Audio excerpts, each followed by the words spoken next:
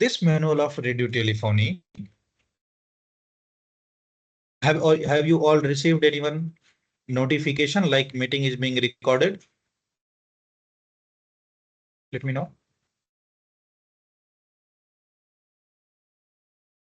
किसी को ऐसा कुछ टोन करके आया your meeting is being recorded करके? Yes, yes. यस सर, मेरे को भी आया. Someone started recording. ओके. अच्छा, ठीक है. Okay, done. So the manuals and procedures what have been suggested by the ICAO, International Civil Aviation Organization, ठीक है, that is ICAO document 9432. But this is also not a complete solution. ये भी complete solution नहीं है. ना ही are के बाली जो book है, someone is saying कि उसको पढ़ के आरटी निकलता है. नो, कोई यूज नहीं. पढ़ के आप सिर्फ और सिर्फ अपनी नॉलेज इंक्रीज कर सकते हो, but it doesn't make sense कि आप आर के बाली पढ़ के आरटी एग्जाम देने चले जाओ. No, if you really want to appear in the examination, you need to undertake training somewhere. Doesn't matter you are joining me or you are joining anywhere, or sometimes there are many tutors including me कि YouTube पे कई सारे recorded lectures वो publish कर देते हैं.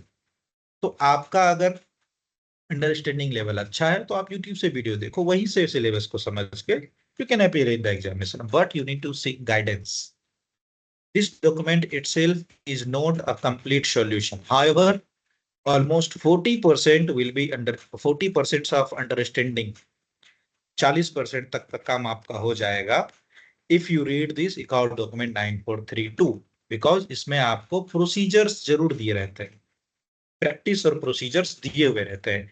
Also with the example कि how these procedures are being given, एकदम one to one easy way में समझाया हुआ है हर चीज कि if you are, this is the question, ठीक है, इस टाइप से क्वेश्चन लिखा रहेगा. इस केस में एटीसी क्या बोलेगा और एयरक्राफ्ट क्या बोलेगा, ठीक है.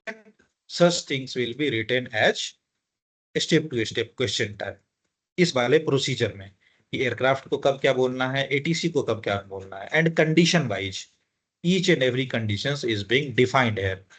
But this thing is not going to help in WPC examination.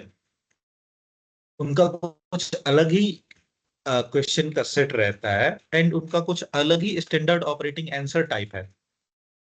अगर आप ये बुक पढ़ के आंसर करोगे that is also not acceptable to them. तो हम लोग जो आरटी पढ़ाते हैं या जितने भी आरटी के कैंडिडेट्स हैं, we are following a set of instructions जो हमारे सीनियर ने अपने सीनियर से सीखा, उन्होंने मुझे बताया, मैंने जो कुछ सीखा उसमें जो भी थोड़े बहुत प्रोज एंड कॉन्स थे उसको समराइज करके एक पैटर्न तैयार किया, और मैं अपने आने वाले जो भी यंगर्स हैं या जो भी अपकमिंग बैचेज हैं उनको पढ़ाता हूँ. जब आप लोगों में से कोई पढ़ के ट्रेन हो जाओगे तो आप अपने आने वाले जनरेशन को बताना, ठीक है. This is being followed from a longer time, क्योंकि कहीं भी स्टैंडर्ड ऑपरेटिंग प्रोसीजर आंसर दिए हुए ही नहीं है. Nobody knows because nowhere it is published. So we are following a pass on technique time to time. Now, question types and syllabus that is not being revised from a long time. Question types और syllabus revise ही नहीं हो रहे हैं. Similar type के questions पूछे जाते हैं हर बार, ठीक है. And when I came to summarize all those topics, I was able to summarize it into a 20 topics, total 20, ठीक है. It was only a 20 topics. And trust me, these are the topics, those are much extracted. एक से एक निकाल के भी मैंने बनाया ना, तो 20 से ज्यादा टॉपिक समराइज नहीं हो पाए, ठीक है. So there are only 20 topics and this complete plan is of 1 month. But ये 1 month आपको डेडिकेटली देना पड़ेगा, ठीक है.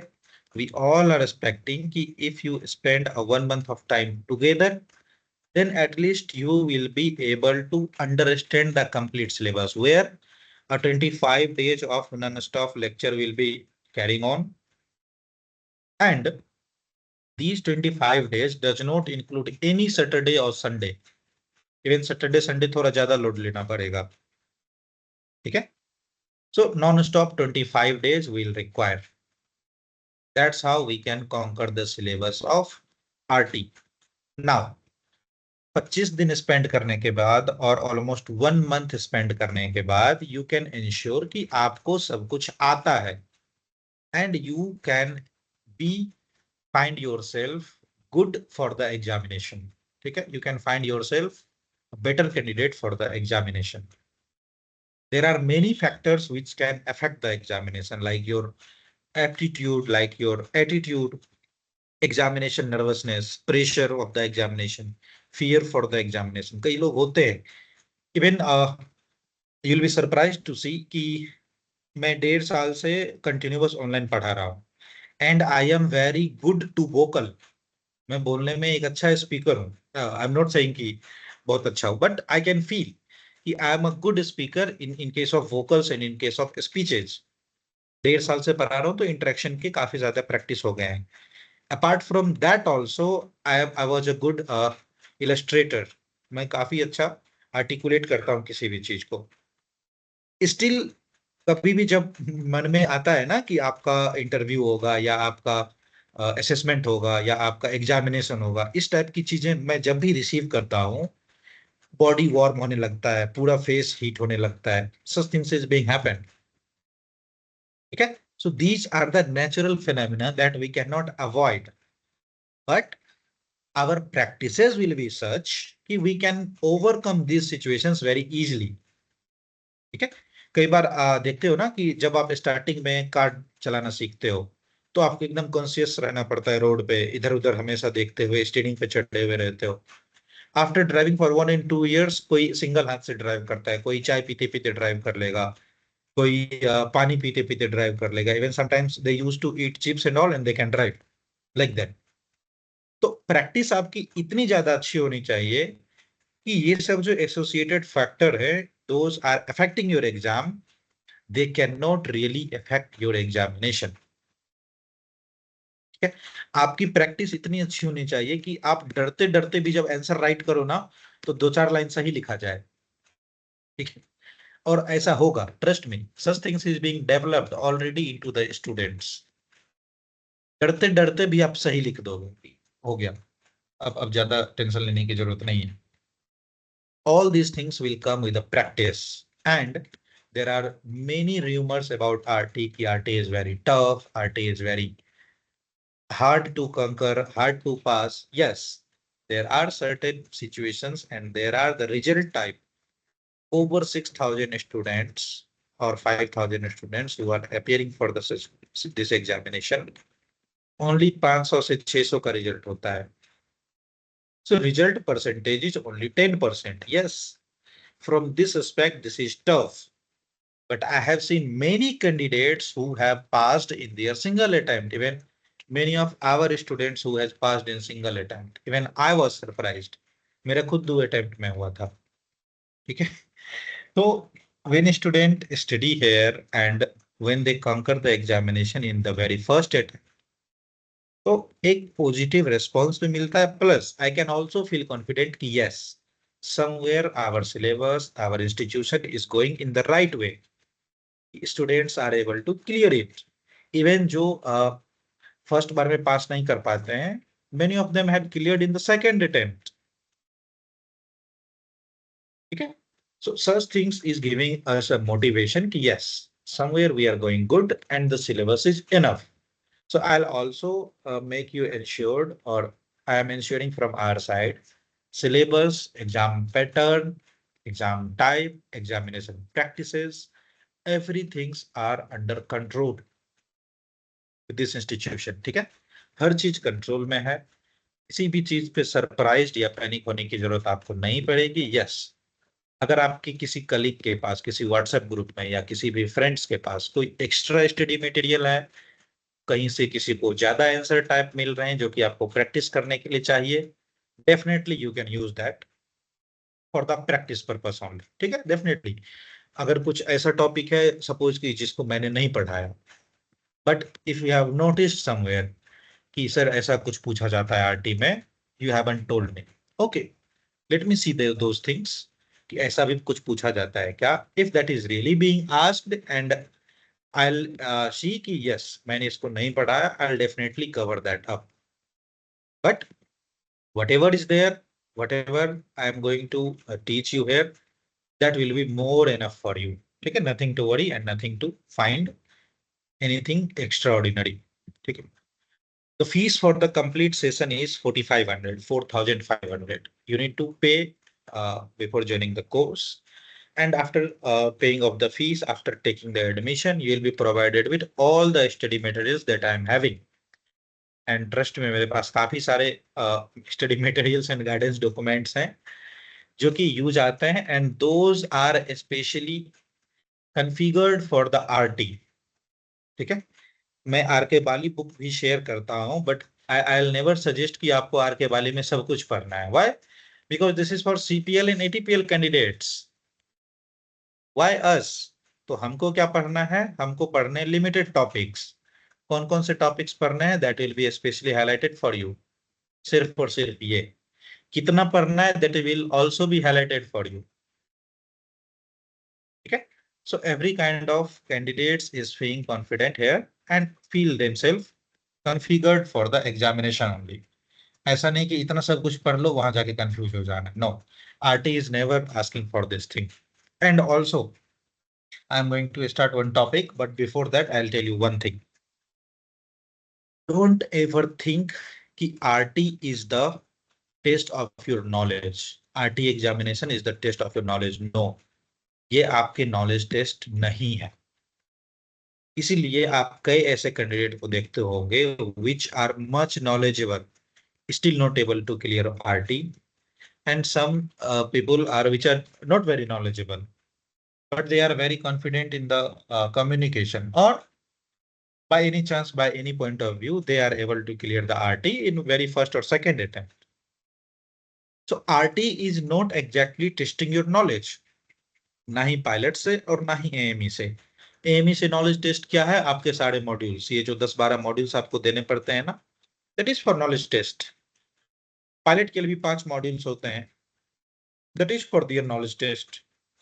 RT is altogether a separate requirement, ठीक है, which is testing your comprehensive level.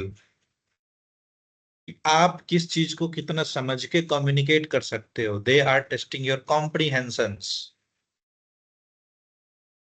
not exactly your knowledge. तो knowledge की टेस्टिंग RT नहीं होती है. तो आपको लिमिटेड चीजें पढ़ना है और अच्छे से पढ़ाई करनी है. बिल्कुल, each and every topics are very easy and very less in numbers. 20 topic कुछ बहुत ज्यादा नहीं होता है. I have seen many candidates जो कि 10 दिन में RT पढ़ के पास कर जाते हैं. तो 20 topics are not a much large requirement, but आपको अच्छे से पढ़ना है and you need to spend 1 month of time.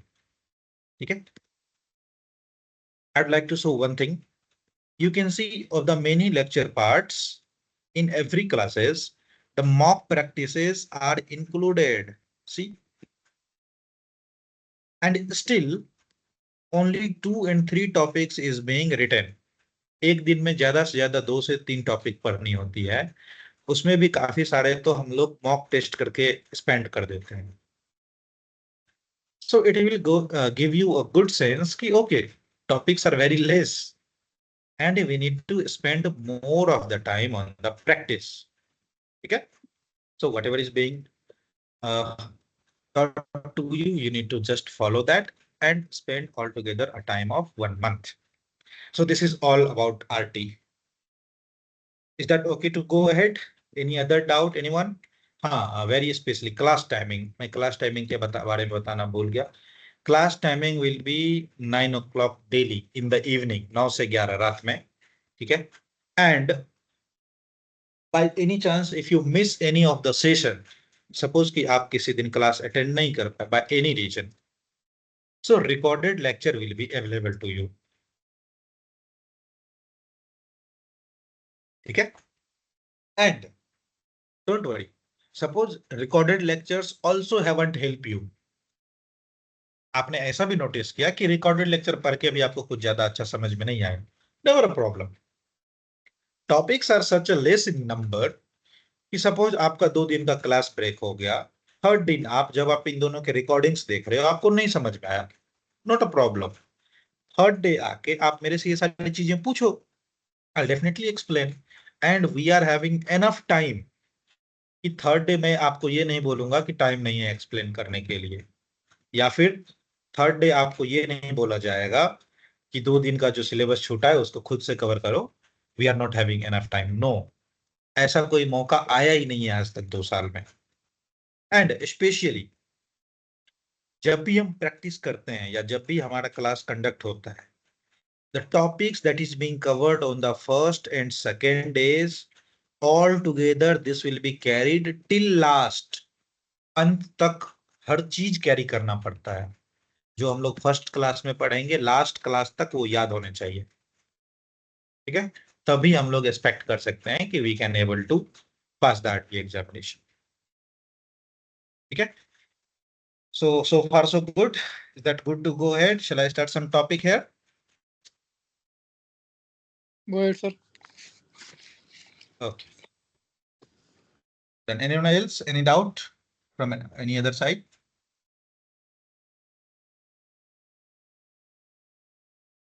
No.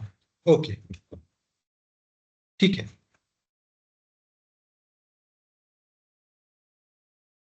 Done. So yesterday we have seen the definition of radio station, and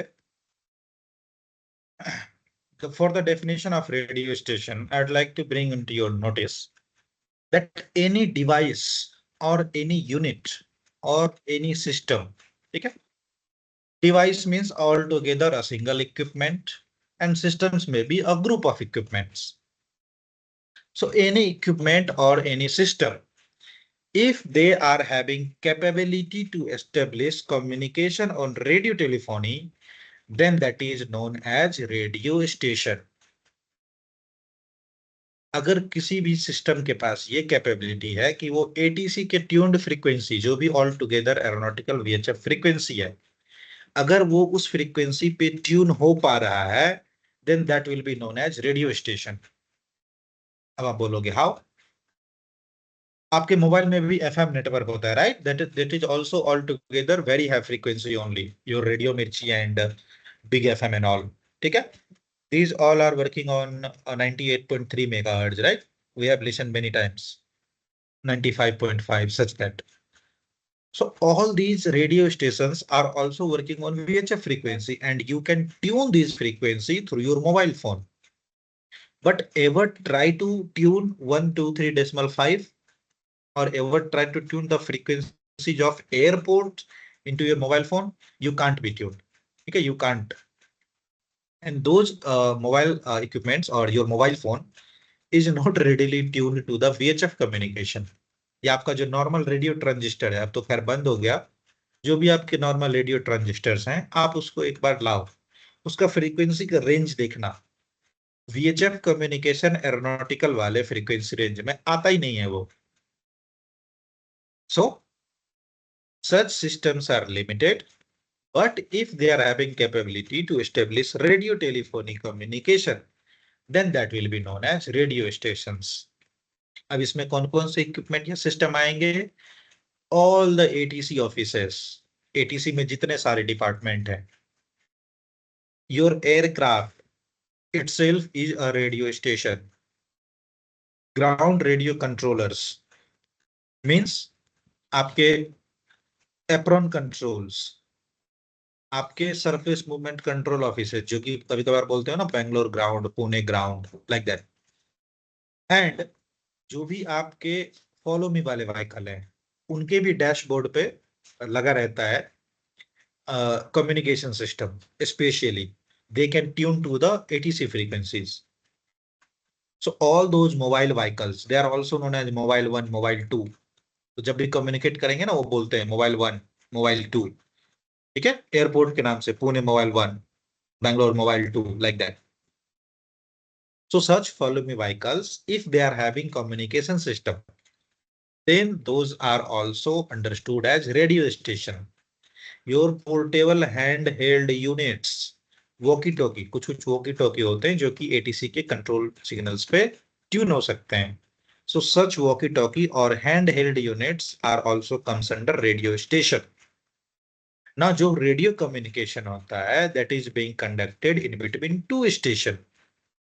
जब दो लोग आपस में बात करते हैं then that will be known as communication in between stations, station 1 and 2. If we are talking to Bangalore Tower, then Bangalore Tower is the one station, and whichever aircraft is calling, that particular aircraft is the second station for them. Now you can ask one question, sir, communication तो actual में हम लोग करते हैं, human करता है, then why human are not a station?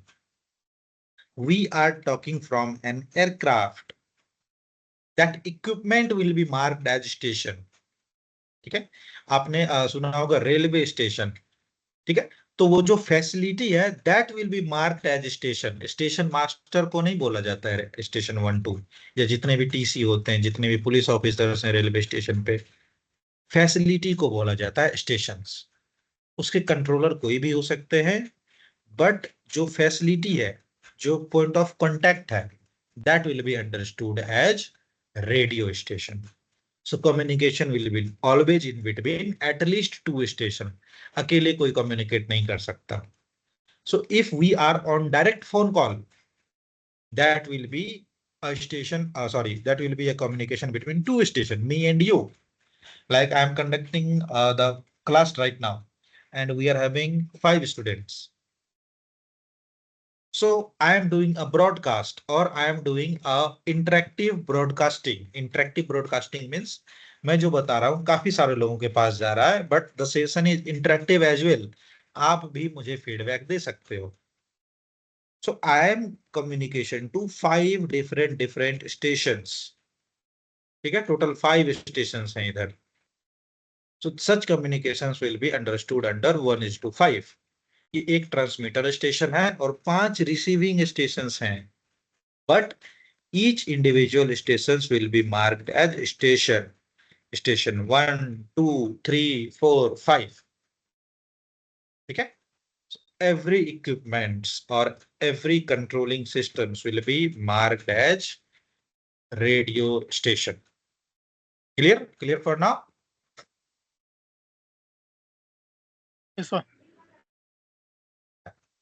Now suppose if I try to call you, if I try to call Madhav for once, suppose, and I have something to talk with the Madhav.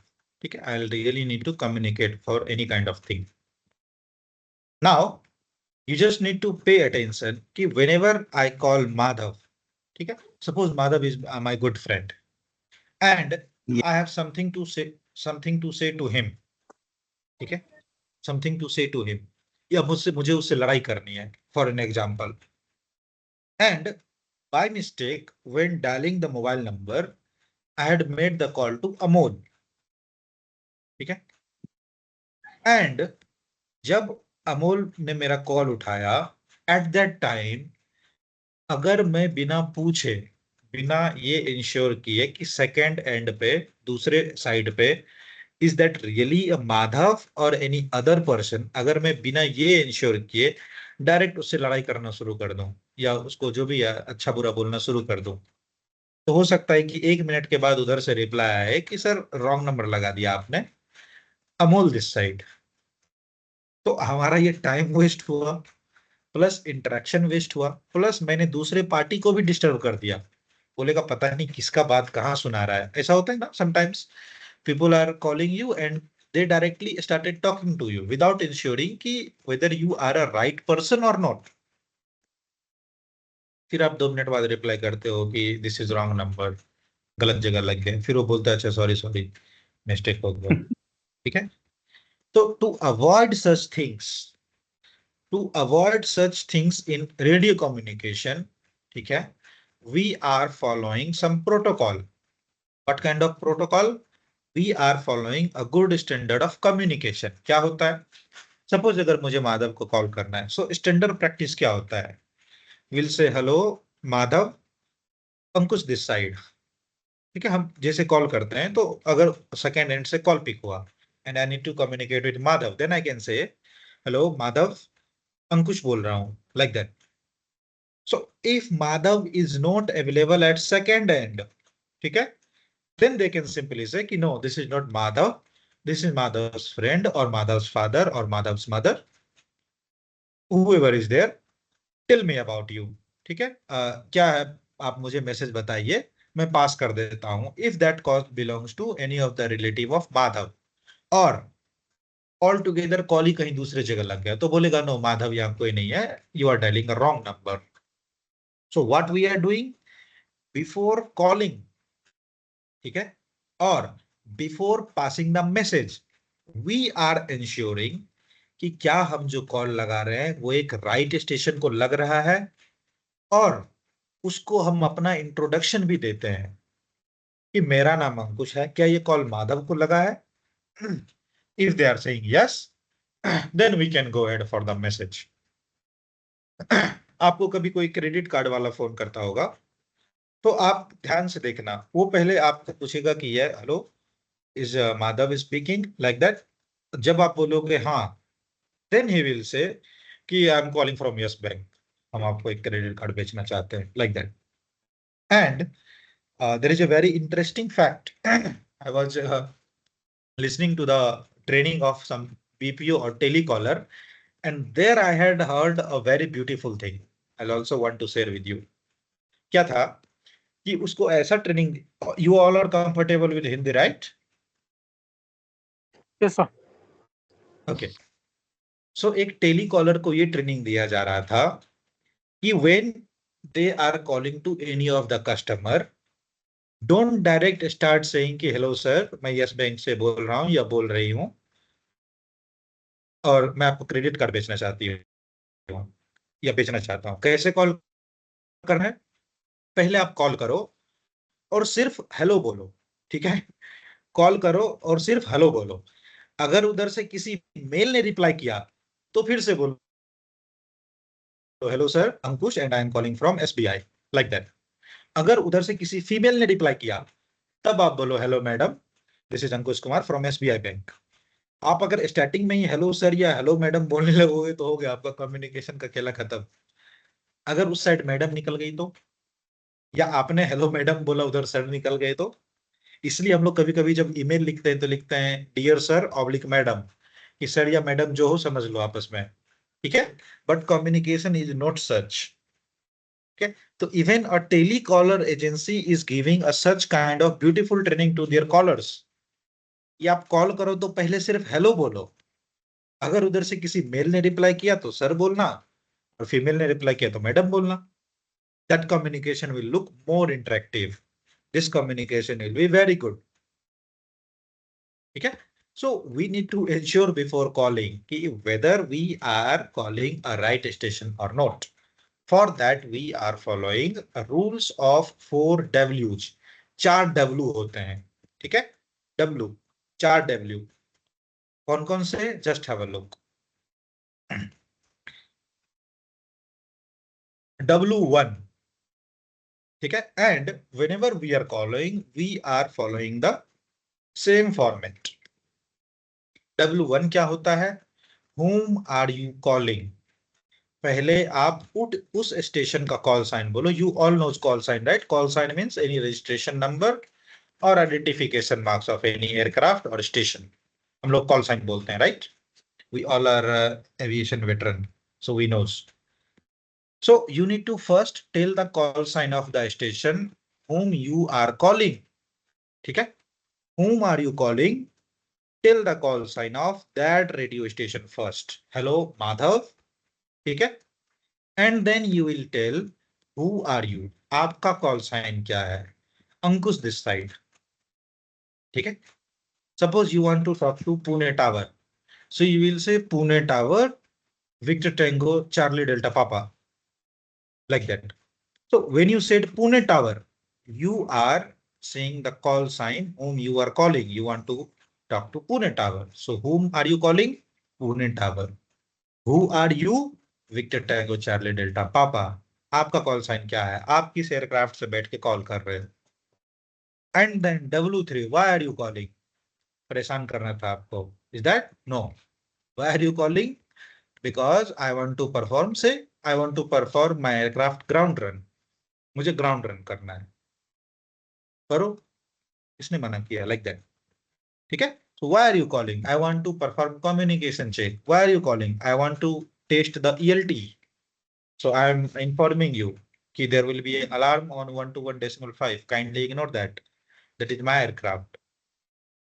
ठीक है. So such things will be transmitted. Why are you calling? And W4 means where are you? This where are you doesn't mean about your position. आपका position नहीं कि hanger के अंदर हो, बे number 5 पे हो, नहीं. इस W4 का मतलब है which frequency you are using और which channel you are using. अगर पुणे टावर की फ्रीक्वेंसी है 123.5 तो हम उस फ्रीक्वेंसी को कॉल आउट देंगे. I am trying to reach Pune tower on 123.5. अब you all are expert of fields. अब आप बोलोगे सर ऐसा तो ऑल टुगेदर होता ही नहीं है. यस आई नो, ऐसा नहीं होता है. आप बार बार फ्रीक्वेंसी का कॉल आउट नहीं देते हो, बार बार फ्रीक्वेंसी या कभी भी फ्रीक्वेंसी नहीं बोलते हो. But in examination, this is for examination purpose. Examination में स्पेशली आपको फ्रीक्वेंसी का ध्यान रखना है. ठीक है. Examiners are very keen to listen the frequency or the channel that you want to use. तभी वहां से वो डिसाइड करते हैं कि आपका कॉल एक राइट एटीसी को लगा कि नहीं. तो एग्जाम में स्पेशली, रियल लाइफ में ऐसा बिल्कुल नहीं होता. I totally agree and there is no use. लेकिन एग्जाम में आपको यूज करना पड़ता है, आपको यूज करना है. ठीक है. तो 4 चीज. कॉल साइन उसका जिसको आपको कॉल करना है. फिर कॉल साइन आप अपना, किस फ्रीक्वेंसी को ट्यून करके आपने वो कॉल लगाया, प्लस आपके कॉल करने का पर्पस क्या है, इंटेंशन क्या है. ठीक है. नाउ यू मे आस्क कि सर ये फ्रीक्वेंसी और चैनल तो याद नहीं रहेगा, कहां से मिलेगा? In examination hall you are provided with a chart. ठीक है. ये आपको एक चार्ट दिया जाता है, हाइपोथेटिकल रूट चार्ट. इस चार्ट में जिस भी एयरपोर्ट पे आपका एयरक्राफ्ट रहेगा या जिस भी एयरपोर्ट के थ्रू आपका एयरक्राफ्ट क्रॉस करेगा, ग्रीन कलर में वहां पे जितने भी सारे रेडियो फ्रीक्वेंसी अवेलेबल है वो सब लिस्टेड रहते हैं. तो उसके फ्रीक्वेंसीज आपको यहाँ पे मिलेंगे. ठीक है.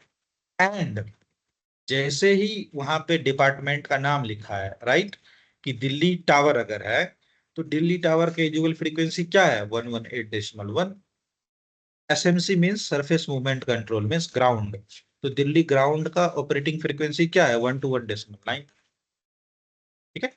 सो फ्रीक्वेंसी आपको यहीं पे लिखा हुआ रहता है, तो आपको याद करने की जरूरत नहीं है. आप बस मैप पे नजर डालो, जैसे ही आपको एक एटीसी का नाम दिखा वहीं पे फ्रीक्वेंसी लिखा रहता है. तो आप W4 वाले फ्रीक्वेंसी का यूज वहां से कर सकते हो. ठीक है. So we need to remember for now कि there are 4 Ws and in the same order we need to pick any call. हमारे किसी भी कॉल में, किसी भी आंसर में इन चारों W का इस्तेमाल होना चाहिए. ठीक है. यही इसका पर्पस है कि अगर हम अपने कॉल्स को क्लासिफाई करें या फर्दर डिस्ट्रीब्यूट करें तो वो 4 सेक्शन में डिस्ट्रीब्यूट होना चाहिए. कौन कौन से सेक्शन? किसको आप कॉल कर रहे हो, किसने कॉल किया, कौन से फ्रीक्वेंसी का यूज किया और पर्पस क्या था कॉल का. तो हमारे किसी भी कॉल में ये 4 चीज झलकना चाहिए. Then only our call will be treated as a successful call. Is that good? You understood all the rules of 4 Ws? Yes. ठीक है. Done. So I think that's enough for today. Will not carry much because I want to give the opportunity to the newcomers for 2 and 3 days, not more than that. 2-3 दिन में जितने भी आएंगे, अगर थोड़ा थोड़ा टॉपिक ही कवर करता हूँ, so that all then can be sync all together.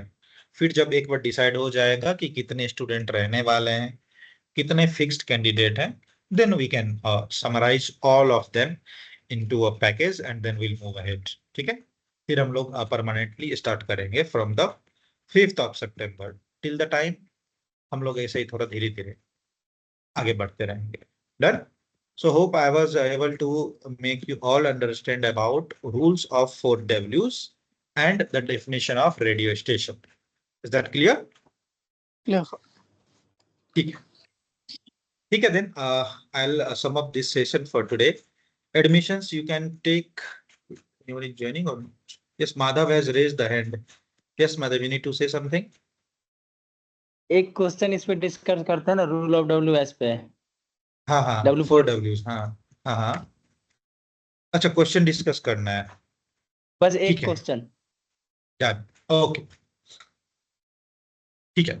अगर एक्सप्लेन करते करते बाय एनी चांस आपका ये क्या कहते हैं क्लास बंद हो जाए, ठीक है, बिकॉज 1 आवर का टाइम इंटरवल होता है, उसके बाद सेशन ड्रॉप होगा।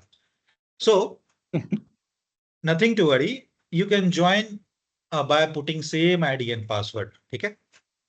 And we are going to check one example by explaining all the 4Ws, ठीक है। कैसे? Very common and very popular, we are doing readability check कि हमारे एयरक्राफ्ट का कम्युनिकेशन सिस्टम या रेडियो सिस्टम कैसे काम करता है, या उसकी अगर रीडेबिलिटी जो भी हम कम्युनिकेशन सिस्टम का यूज करते हैं, क्या हमारे रेडियो सिस्टम्स के माइक्रोफोन्स, एम्पलीफायर्स एक ऐसे स्टेज में है कि they can able to perform a good quality of communication. So we are doing check with the readability. How? Just have a look. Suppose our airport is, let's say, Bangalore ground. Okay, Bangalore, our airport is Bangalore, and we need to perform the communication check. For this time, take it as a tower. हमें tower के साथ communication check करना है, ठीक है? So how that call will we go?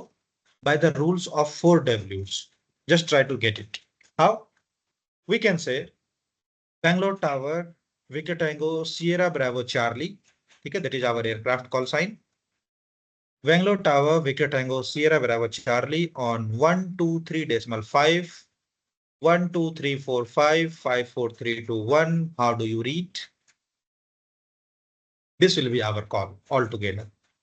Now, in this call, you can see the use of all 4Ws. How? We have told Bangalore Tower.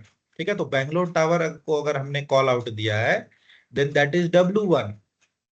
Then we told Victor Tango Sierra Bravo Charlie, that is W2. W1 क्या था? Whom are you calling? तो I am calling Bangalore Tower. Who are you? We are Victor Tango Sierra Bravo Charlie. On 123.5 that I had told कि कौन से frequency का use कर रहे हैं। So जो हमारा ट्यूनिंग फ्रीक्वेंसी है that is 123.5 for the examination purpose only. बोलना पड़ेगा 1 2 3 4 5 5 4 3 2 1. That is just a random number. आपके गांव में कभी कोई मेला लगा होगा, या आपने कभी कोई परफॉर्मेंस देखा होगा, या कभी कुछ क्या कहते हैं कॉलोनीज में भी कुछ अगर गणपति करते हैं ना, तो जब पहली बार साउंड सिस्टम वगैरह लगता है तो कोई एक उसमें से बोलते रहता है mic testing 1 2 3 mic testing, such kind of communication we are readily listening, right? 1 2 3 4 mic testing, hello hello, like that. So this 1 2 3 4 5 5 4 3 2 1, that are just random numbers to check the readability कि क्या मेरी बात आप तक पहुंच रही है कि नहीं, ठीक है। सो 1 2 3 4 5 is just a common number, एक रैंडम नंबर है। If you want you can say, if you don't want leave it, not required. But हमारा एक जनरल प्रैक्टिस हो जाता है 1 2 3 4 5 mic testing, hello hello, like that. That's why we are using sir एक फिर random नहीं number. है ना 1 2 3 4 5 के बाद 5 4 3 2 1 बोलना। नो नो, दिस और इज नॉट हमेशा यही मैंडेटरी। पैटर्न रहेगा क्या? W1 W2 W3 W4 फिर W3, क्या चेंज हो सकता हाँ, है? हमें आएंगे अभी, जस्ट इमीडिएट उसी पे रिटर्न होता हूँ, ठीक है, इमीडिएट उसी पे रिटर्न होता हूँ। And 1 2 3 4 5 5 4 3 2 1 are the random numbers. And हमारे कॉल करने का पर्पस क्या था कि we are checking readability, So W3 is the purpose where I had asked कि how do you read? कि आप मुझे कैसे सुन पा रहे हो. Here read doesn't mean कि आप मुझे पढ़ पा रहे हो. Reading means listening here. ठीक है. So in RT reading is altogether known as listenability. सुनने की क्षमता. So how do you read? कैसे सुन पा रहे हो? Now the very interesting question is being asked कि W3 तो W4 के बाद लिख रहे हो. How that is possible? ठीक है. How that is possible? W3 पहले होना चाहिए. Why W4 first? Now W3 and W4 can be interchanged. How? To make our call in a better format and as per our suitability. अब आप बोलोगे ऐसे कैसे सर? ये जो रूल्स ऑफ 4Ws है, that is not an order. ये order नहीं है कि W1 पहले, W2 पहले, W3 पहले, W4 पहले. नो, ये कहता है कि आपके कॉल में ये चारों चीजें होनी चाहिए. तो हमारे कॉल में ये चार चीजें होनी चाहिए. But W3 and W4 can be interchanged. Why? As per our suitability. How as per our suitability? जब भी आप एग्जाम में कॉल करोगे, आपके पास ये चार्ट रहेगा. तो आप किसको कॉल करोगे? किसी ना किसी एयरपोर्ट के एटीसी कंट्रोलर को. तो सपोज आपको दिल्ली अप्रोच को कॉल करना है और इमीडिएटली आपको पास में दिखता है 127.9. सो व्हाई नॉट पहले ये फ्रीक्वेंसी बोल के टेंशन पहले खत्म कर लेते हैं. अगर आप फ्रीक्वेंसी बोल के W1 W2 आप बोले रहोगे तो आप अपना आइडेंटिफिकेशन वाला पोर्शन खत्म कर चुके हो कि मैं किसको कॉल कर रहा हूं, मैं कौन हूं, कौन सा फ्रीक्वेंसी है. फिर लास्ट में आपके पास एक पूरा का पूरा टेंशन क्या बचेगा? Purpose. So this is our suitability. मैं अपने बेनिफिट के लिए ऐसा कर रहा हूं and that is all together acceptable. ठीक है. And for the better formatting, better format क्यों? जैसे ही हमको वहां पे एटीसी का क्या कहते हैं फ्रीक्वेंसी दिखा, हमने फटाक से उसको मेंशन कर दिया. और लास्ट में सिर्फ और सिर्फ पर्पस डिस्कस करेंगे कि हमको इंजन ऑन करना है, ग्राउंड रन करना है, आइडल पावर रन अप है, हाई पावर रन अप है, such that. So W4 and W3 is being interchanged. तो हम लोग पहले W4 का यूज कर लेते हैं and then we are going for W3. Last में लड़ाई झगड़ा होता रहेगा कि ग्राउंड रन करना है, वो लगा नहीं नहीं अभी नहीं, फिर आप डिस्कस करोगे no no no we are on urgent basis we need to do. तो जो भी आपको फर्दर डिस्कशन करना है, हाई पावर रन अप करना है, वो बोलेगा नहीं लो पावर कर लो, आइडल कर, व्हाटएवर इज देयर. ठीक है. सो W1 W2 W4 पहले एंड देन लास्ट में all together we are discussing W3. That is our purpose. Is that clear everyone? Yes, sir. Thank you. ठीक. अब you understood कि how why it is being interchanged to make our call suitable and in a better format. This is altogether acceptable. Done. Now हमने तो follow किया all the rules of 4Ws. ATC will also follow the same. How? हमने मांगा उनसे क्या कहते हैं readability check कि आप मुझे कैसे सुन पा रहे हो.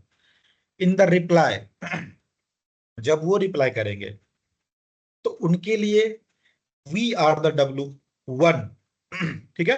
दे will reply what was our call sign, Sierra बराबर Charlie. They can reply Victor Tango Sierra Bravo Charlie. Now we become W1 for them because that is a transmitting station.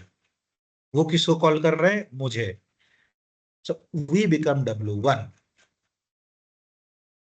Bangalore Tower. ठीक है. Now he himself become W2 or they themselves become W2 for them. पहले किसको call कर रहे हैं? वो हमारे aircraft को. So we are W1. वो कौन है? They are Bangalore Tower. So W2. How? Why they are calling? Because we had asked for the readability. They are giving me a readability कि Radio 5. So उनके call करने का purpose क्या था? Read back देना. So they had given a readback with W3. Now aircraft का कोई सा भी फ्रीक्वेंसी नहीं होता है, इसलिए यहाँ पे W4 यूज नहीं हुआ है. बट एटीसी स्टेशन का फ्रीक्वेंसी फिक्स होता है, तो उनके कॉल में फ्रीक्वेंसी नहीं दिखेगा. बट हमारे कॉल में फ्रीक्वेंसी दिखेगा सिर्फ और सिर्फ एग्जाम में, फील्ड में नहीं यूज होता है। Clear? Understood, sir. Okay. Now, in our call, we are not going to use any kind of salutation or any kind of greetings, जो कि हम लोग फील्ड में करते हैं। अब आप बोलोगे ऐसा कि सारे उल्टा ही पढ़ा रहे हो? नहीं, हम लोग फील्ड में कई बार बोलते हैं कि ground run completed, thank you, जय हिंद, या फिर गुड डे, ऐसा करके सैल्यूटेशन सुनने को मिलता है। Even pilot are saying Bangalore tower good morning, this is I fly 423 going from Bangalore to Delhi, like that बोलते हैं वो। बट वो जो गुड मॉर्निंग गुड इवनिंग बोलते हैं, ठीक है, because we all are human kind, तो फील्ड में चल जाता है। बट प्रोटोकॉल कहता है no sir, no madam, no salutation and no greetings, काम से काम रखो। ठीक है, फालतू के गुड मॉर्निंग गुड इवनिंग के चक्कर में कंफ्यूज नहीं करना है। Even there was a incidence with Air India on a Kozhikode accident, if you all are remember, जहां पे aircraft has been turn apart into two part. वहां पे ऐसा पाया गया इन देयर, जब भी एआईबी का वहां पे इंटरव्यू हुआ फॉर द पायलट्स एंड को पायलट्स, जब उनका इंटरोगेशन हुआ तो ये पता चल गया वहां पे कि जो को पायलट था, सेकेंड इन कमांड, ठीक है, एसआईसी और फर्स्ट ऑफिसर हम लोग बोलते हैं, सेकेंड इन कमांड और जो पायलट इन कमांड था, इन दोनों के बीच में एज गैप था। Pilot in command was a very senior person, old aged person, and second in command was a young person, and he had observed something critical about the weather, and जब तक मैं उसने pilot in command को inform किया तब तक मैं तो काम खत्म हो चुका था। Why? Because of such a gap of sir and madam, you can say greetings and salutations.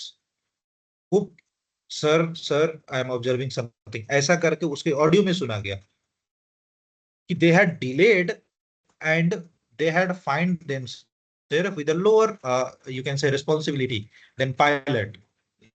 वो पायलट को जब तक मैं इन्फॉर्म करता, even after observing a good situation, accident हो गया।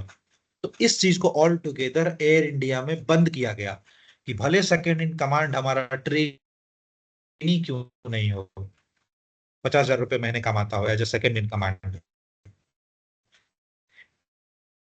एंड पायलट इन कमांड क्यों नहीं हो, या फिर इंस्ट्रक्टर फ्लाइंग इंस्ट्रक्टर ही क्यों नहीं हो जिसको मैं 25 लाख रुपए महीना देता हूँ।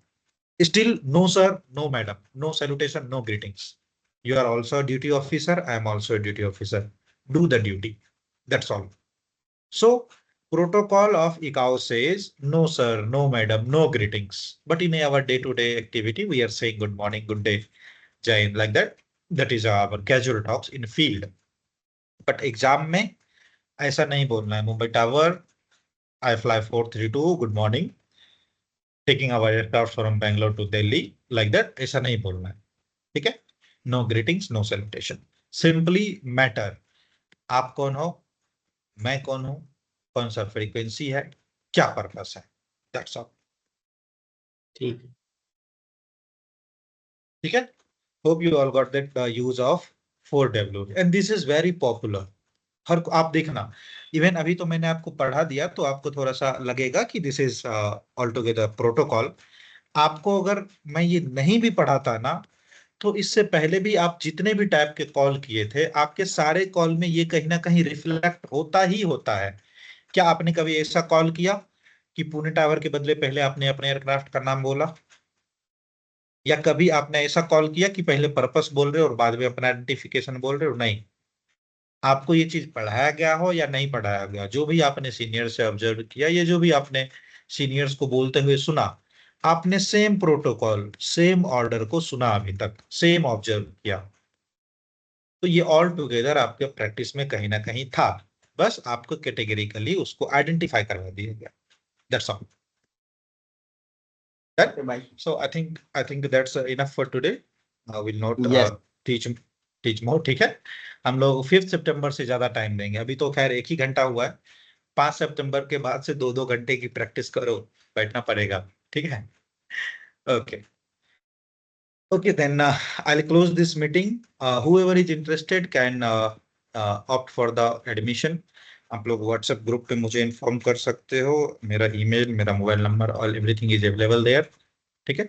So if you are interested in admission, you can altogether contact me. Whatever is your intention towards the starting of the course, you can let me know. And from 5th of the September, we can continuously start our syllabus. Okay. ठीक है. Okay, everyone. I'm closing this meeting then. We'll see you tomorrow, day after tomorrow. And from the 5th of the September, we'll see you continuously.